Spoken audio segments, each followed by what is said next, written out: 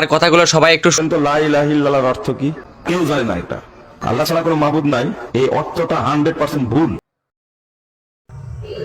আমরা যখন কলেমা পড়ি অনেকেই বলি না লা ইলাহা ইল্লাল্লাহ, লা ইলাহা ইল্লাল্লাহ, এখানে আল্লাহ রেগে যায়, মানে আল্লাহ বলছে এখানে অনেক মাবুদ আছে।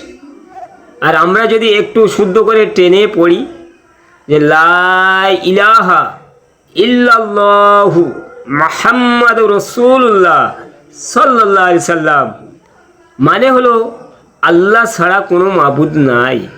আর হুজুর আকরাম সাল্লাল্লাহু আলাইহি সাল্লাম আল্লাহর বান্দা এবং পাঠানো রসুল নবী। আর দুনিয়ার কোনো মত পথ কামিয়াবি না, সব হুজুরের তরিকার মধ্যে কামিয়াবি।